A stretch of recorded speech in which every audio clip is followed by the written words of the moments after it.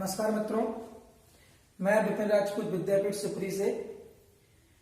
मित्रों, आज हम संधारित्र के बारे में पढ़ेंगे, कंडेंसर।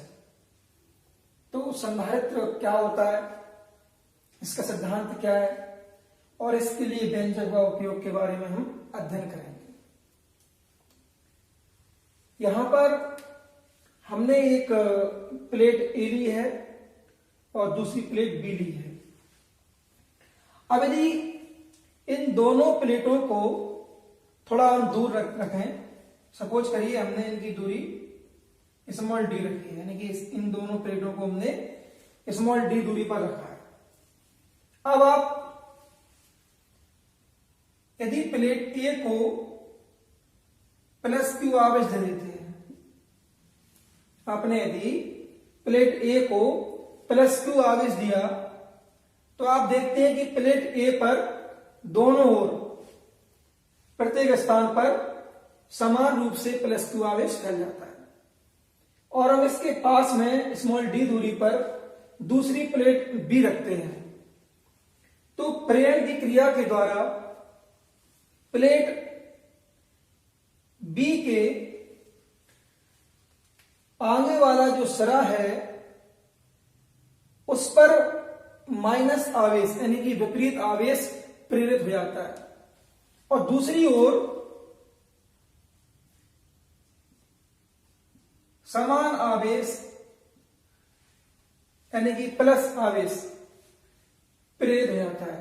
ये ऐसा नियम होता है प्रेरण क्रिया में। अब चूंकि हमने प्लेट बी को भू संपर्कित कर रखा है, यानी कि पृथ्वी से कनेक्ट कर रखा है, तो पृथ्वी से आने वाले जो इलेक्ट्रॉन है ना, वो पॉजिटिव चार्ज को क्या करेंगे, आकर्षित करेंगे, और इस तरह से प्लेट बी के दूसरी ओर का समस्त धनावेश पृथ्वी में चला जाएगा। या ऐसे कह सकते हैं कि पृथ्वी से आने वाले इलेक्ट्रॉन्स इस साइड के समस्त धनावेश को निष्फल कर देंगे, नष्ट कर देंगे। अब यहां पर हम समझाना यह चाहते हैं कि समस्त प्रक्रम तैयार हुआ है आपके सामने। ये पूरा प्रक्रम संधारित्र कहलाता है। यहां पर प्लेट ए और प्लेट बी को हम संधारित्र की प्लेटें कह सकते हैं, और ये पूरा सिस्टम दिख रहा है, ये पूरा सिस्टम एक संधारित्र है। तो यहां पर जैसे ही प्लस आवेश चला जाएगा पृथ्वी में, तो जो प्लेट बी का जो विभव है वो कम हो जाएगा। अब सपोज करिए यदि हम प्लेट ए का विभव V1 मान लें और प्लेट बी का विभव V2 मान लें, तो प्लेट बी का एक साइड का आगे चला गया। इस तरह से यहां विभव की कमी होगी, तो यहां V1 का मान अधिक होगा, V2 का मान कम होगा। तो यहां एक तरह से विभवांतर पैदा होगा, और जब विभव के मान में कमी होगी तो और आवेश देने की यहां आवश्यकता हो जाएगी। तो यहां से हमारा जो एक पॉइंट है परिभाषा का वो निकल के आता है। क्या निकल के आता है कि संधारित्र वह युक्ति है जिसमें चालक के आकार में वृद्धि किए बिना ही, हम चालक के आकार से नहीं बोल रहे हैं, हम कंडक्टर के शेप को छेड़छाड़ नहीं करेंगे, जैसा चालक का आकार है वैसा ही रहेगा। तो चालक के आकार में वृद्धि किए बिना ही उसकी धारता को बढ़ाया जा सकता है। अब धारता की बात करें तो धारता के लिए आप पहले पढ़ चुके हैं कि धारता का जो सूत्र है वो C बराबर क्या होता है, Q/V, यानी कि धारता C बराबर आवेश बटे विभव होता है। तो यहां हमने विभव के मान को कम किया है। जब विभव का मान कम होगा तो इसको और अधिक आवश्यकता होगी, किसकी, आवेश प्राप्त करने की, अर्थात हम इसको और अधिक आवेश दे सकते हैं। तो हमने फिर लिखा है अर्थात करके, संधारित्र विद्युत ऊर्जा अथवा आवेश संचित करने का साधन है। हम यहां और आवेश देंगे तो यहां और आवेश इकट्ठा हो जाएगा। तो सिद्धांत निकल के आता है कि किसी चालक की धारता उसके विभव को कम करके बढ़ाई जा सकती है, क्योंकि हमने यहां विभव का मान कम कर दिया, तो आवेश का मान यहां पर अधिक हो जाएगा, क्योंकि ये आवेश अधिक ले सकता है। तो इस तरह से हम यहाँ व्यंजक निकालते हैं। तो आप देखते हैं कि आपने कितनी बड़ी आसानी से इसकी परिभाषा भी सीख ली कि व्हाट इज कंडेंसर, संधारित्र क्या है, इसका प्रिंसिपल क्या है, सिद्धांत क्या है। अब हम चलते हैं व्यंजक की ओर।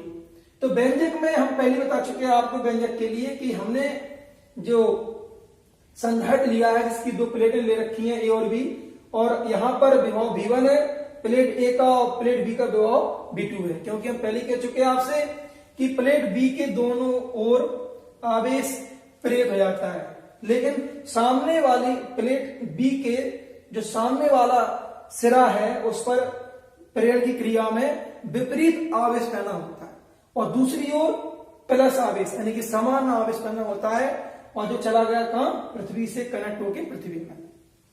अब यहां पर विभव V का मान अधिक होगा, इसलिए अगर हम संधारित्र की प्लेटों के मध्य विभवांतर की बात करें तो विभवांतर हो जाएगा V1 माइनस V2, क्योंकि यहां V1 का मान अधिक होगा, V2 का मान कम होगा। अब इसके बाद संधारित्र के धारिता की बात करें तो संधारित्र की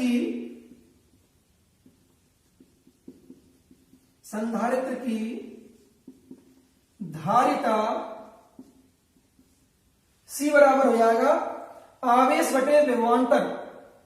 Q माने आवेश, V माने विभवांतर, आवेश बटे विभवांतर। तो इस तरह से आपका व्यंजक निकल आएगा C बराबर आवेश का मान क्या है Q, और विभवांतर का मान क्या है V1 minus V2, V1 minus V2। इस तरह से आपका ये व्यंजक निकल आया, किसके लिए, संधारित्र की धारिता के लिए। आसानी से, बिल्कुल आसानी से।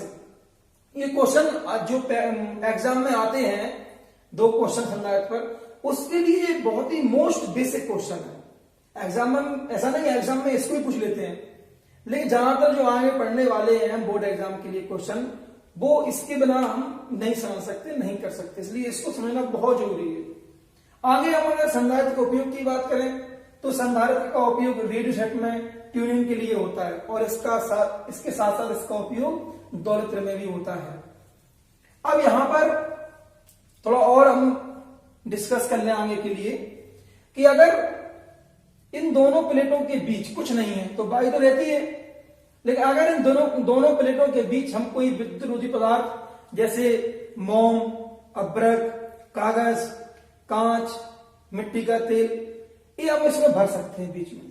अगर आप ऐसा करते हैं तो संधारित्र की धारिता बढ़ जाती है, अर्थात संधारित्र की दोनों प्लेटों के बीच हम कोई परावैद्युत माध्यम रख देते हैं तो उसकी धारिता बढ़ जाती है। ये क्वेश्चन, इसका व्यंजक आने वाले लेक्चर में मैं निकलवाऊंगा, जो कि बोर्ड एग्जाम 2021-22 के लिए बहुत मोस्ट है, वेरी मोस्ट है।